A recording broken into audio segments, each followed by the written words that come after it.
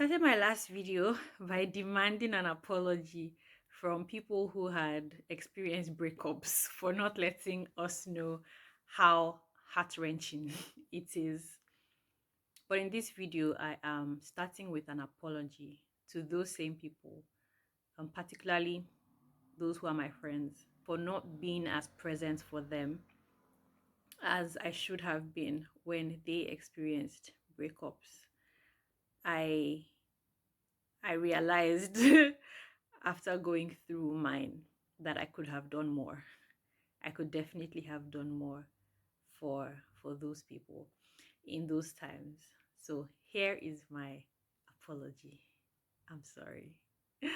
um I'm going to be sharing in this video different ways that different people showed up for me so that you can know how to show up for people in your life. It doesn't have to be people going through a breakup, people just going through stuff and needing support.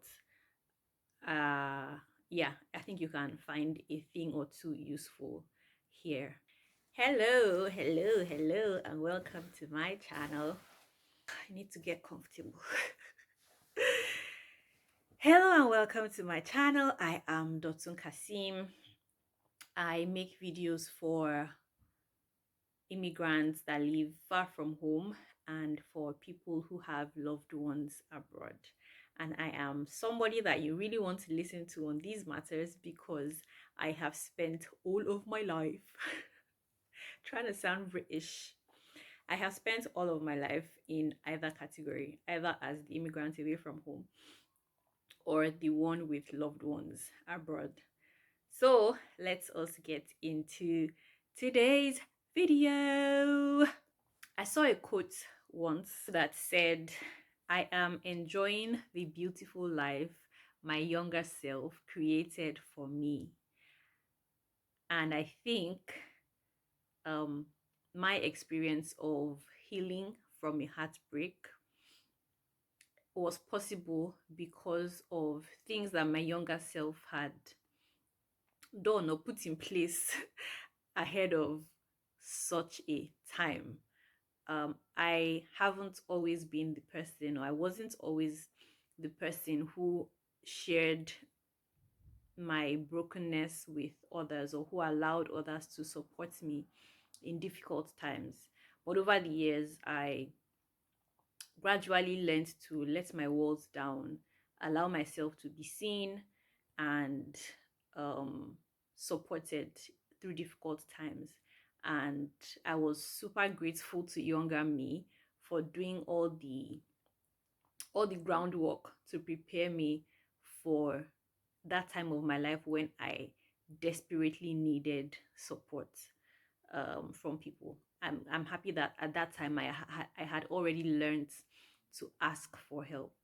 And this is something I would like to say to whoever it is that is experiencing a heartbreak or going through a tough time before I speak to other people to tell them how they can support others. If you are the one going through it, allow people in, let people in. People want to support you, people want to love you, people want to be there for you, people want to carry your burden with you, but they would not know how to, they would not know that you even need them if you don't sound out. And something that does not always have to be um crying. I don't know, it can be as little as an emoji or a sticker that just communicates you are not in a good place. So yes, that's that for whoever it is that is going through something difficult.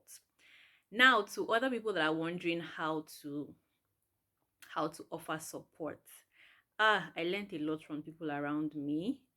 So now I know that if I know anybody going through a breakup, I would definitely do better than I did before my own heartbreak.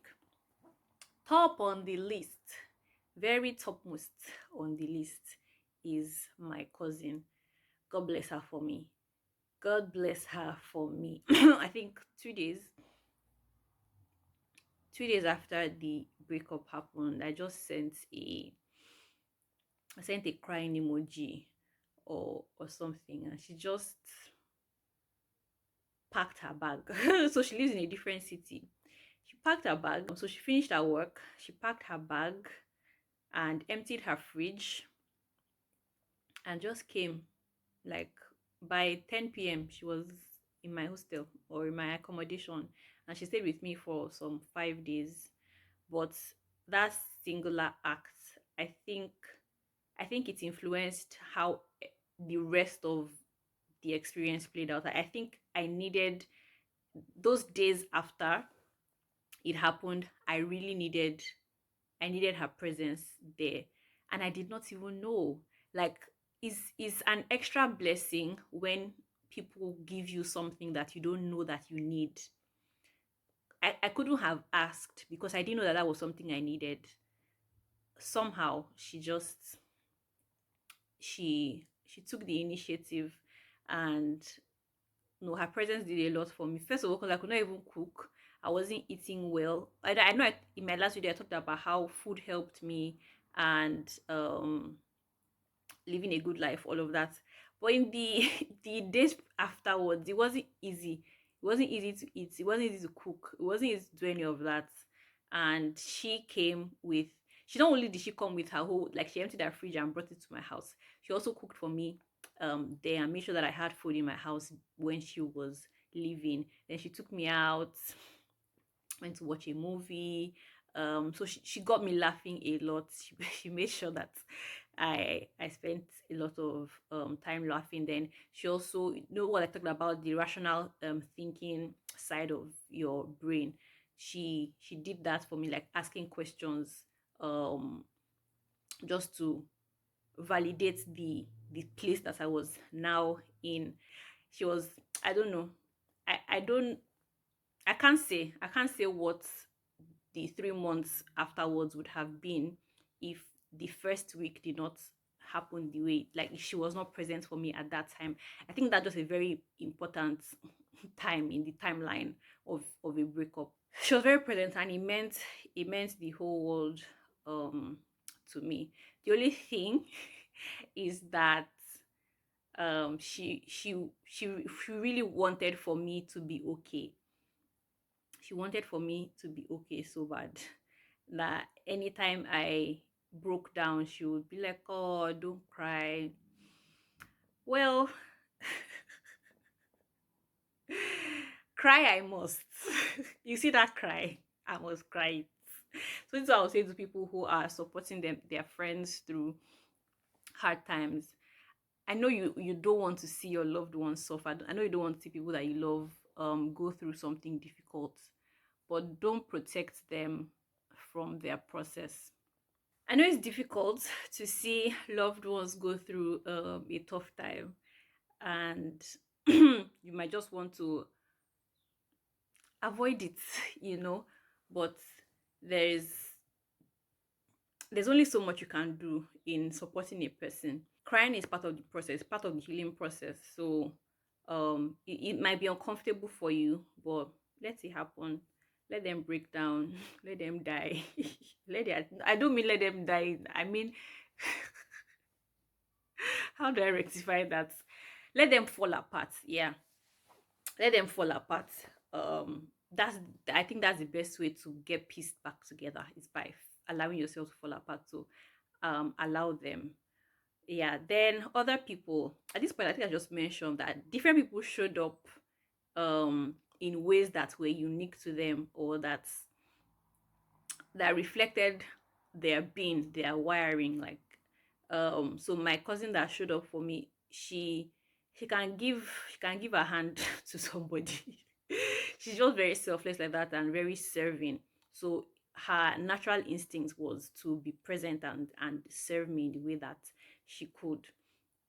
Every other person actually was far away from me, was long distance, and they still found a way to be present in the ways that they could. I had um I had my friend, even though she's in a different time zone, she was just like because she has gone through something similar before. She's like, whenever you need me, if it's midnight, if it's afternoon, I don't care. Whenever you need me, just call me or text me. I'll reply as soon as I can. And she was true to her word. She was the person that I was always, because she had just given me that um that leeway. What's the word? She had just opened that door, like, whenever you need me, call me. Anytime I needed anybody, anytime I needed to in the moment process or just express how I was feeling, I used to text her right away. And I used to text my cousin as well, because my cousin, after she left, she was checking on me like every day. I don't know what the frequency was, but she was checking on me very often. Um yeah, so having those people to talk to when I wasn't feeling good was was a blessing. Then my friend that told me to reach out to her anytime, she sent me ice cream money. When people have gone through this thing, they know what you need. They know what you need. Now, if I know anybody going through, I will give them ice cream money. You need that ice cream. You need it. One day, I was just so disoriented. I could not have dinner. All I had for dinner that night was popcorn and ice cream. So you need ice cream money. She sent me ice cream money. Then I had other friends. I have one friend, my friend, she's such a spiritual spiritual gift, prophetic sister. I didn't I didn't want to tell her um right after it happened, because I said my thesis deadline was 2 weeks after it happened. And I knew that in speaking to her, what I was suppressing would come, would bubble up. And I'm just like, calm down. Like, I was begging myself, like, just let's make it through to this deadline. So I didn't want to tell her before then, because I knew that one call with her and I would just break down, because she's just very sensitive like that. So I paused my call, or my I was supposed to schedule a call at some point, and then I paused it till afterwards, after my submission deadline.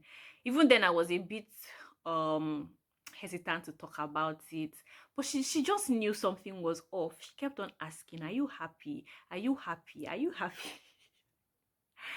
At some point, I had to let her know that this is it. Oh, I didn't happy. My chest is not right. My chest is not right. Okay, so yeah, that's my friend showing up in her prophetic gifts. Before I even agreed to the call, she had been texting me to fix that call. Like, shortly after the event happened, she was just texting me. She was just in my space, you know, wanting to call, wanting to reconnect. I now scheduled it to after. I said, "Oh, my thesis is due, blah blah blah. Let's move it to after that." So yeah, that's my prophetic friend. Then my wise friend that was asking the right questions and just telling me, she was even the one that encouraged me from the get go. She was like, make sure you are writing things down, make sure you are writing things, and make sure you are writing all these things. And so she's just very brilliant. And she brought her intelligence to the table, to asking me the right questions, um validating validating the place that I was in, and just encouraging me in the way that she knew how to. Then what other friends? Some of my friends were clueless. They were like I was before I experienced the heartbreak. Like, they didn't know how to support me. Like, what do we do? What do we not say? What do we say? How do we help you? You get. So for those people, or for one of them, I know how she tried to be present for me was to just have me talk about other things. Yeah, so she would call, we'll talk about other things, and we're doing a retreat together. So we were talking about like vision and things like that, just forward looking conversations that were lifting my eyes from the problem at hand. And I appreciated that. Some decided to give me space, which I also appreciate. Like, if you don't know what to say, it's best to the better thing to do is to be quiet and don't don't make anything worse. Like, if you don't know how to make it better, don't make it worse. I'm not upset to anybody like that. I guess that's how they knew to support me. Then I had people that were just checking on me every time. Oh, how are you doing now? How are you doing now? How are you doing now? Okay. And there's one question that I really think saved my life. Saved my life is an extreme, it might be an exaggeration, but it was so crucial in my healing process. People will just ask, "How is your heart? Like, how is your heart?" So every time I was asked that question, I had to think to say, okay, where is Dotun's heart today? How are we feeling today? Am I broken? Am I hopeful? Am I tired? Am I sad? Am I regretting? Where is my heart? So that question, it's it was it was a lifesaver, particularly with the conversation with my spiritual leader that I had when anger had resurfaced in my heart, because that was actually the question that helped me identify the anger. It was a random message like, "Hey girl, how is your heart?" And I said, "I'm angry." I'm very angry. Okay. So if you are thinking of how to support somebody, every now and again just ask them, how is your heart? um yes, then other people, I had mentors that were also asking very very deep questions, just questions to make sure that you are not in a solely emotional state, but that your brain is also working, like your brain is also functioning and you're making decisions a from a clear mind. So I had my mentors fill that space for me. And when I decided to lift up my eyes and look ahead and say, okay, maybe now is a good time to learn from the past, all of that, I had mentors that I reached out to say, what do you think I could have done better? I should have done better. All these things, all these little things, they added up significantly. They added up significantly for me. Oh, I'm not talking about my family. I'm not talking about my family. My parents, they are very interesting though. I think when I told them like maybe just 1 week after it happened, I was so sad. And the first thing they asked me is, there someone else? What do you mean? Here I am pouring my broken heart to you, and you're telling, you're asking me, is there someone else?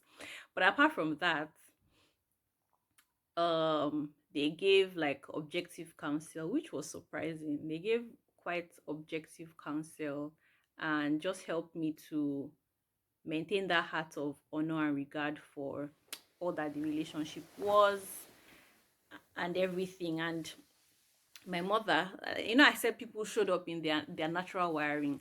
My mom she's a storyteller. You can't talk to my mommy and she will not find one story to gist you. So I think she went through her mental reservoir of all the stories of breakup that she knows, plus her own, no, plus her friends' own, no, plus somebody that she heard about somewhere. She just started telling me all of this, just with the goal or with the aim of affirming to me that a breakup is not the end of the world, that people go through it and people come out of it and people find love afterwards, that I will still find my person, I would heal, I would be fine, all of that. But after that conversation, till now, my parents have never brought it up. Typical African parents. They did not ask all this one that people are asking me, how is your heart? Nope. Nothing like that. They've not even, it is well. It is well. But I'm grateful for the presence that they brought to it in the moment that I invited them, like when I needed them to give me counsel, all that they did. I have a number of siblings, so I had a variety of reactions. But two two of my brothers, like when I told them, the first thing they said was, "Oh, I'm so sorry to hear."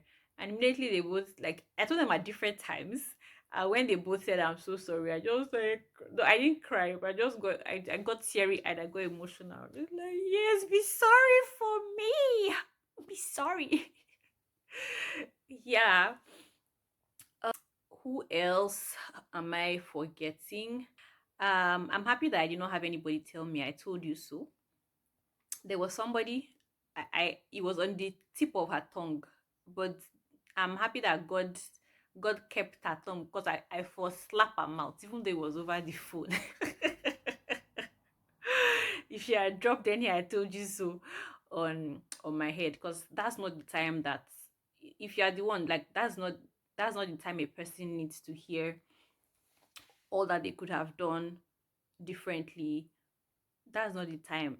And like in the months or in the like weeks after a breakup, they just need your presence, they just need your support, they just need your care, they just need your affection, not your judgment. You can keep that judgment, maybe don't even bring it up, because whatever you want to say to somebody, trust me, the person has already said it to themselves.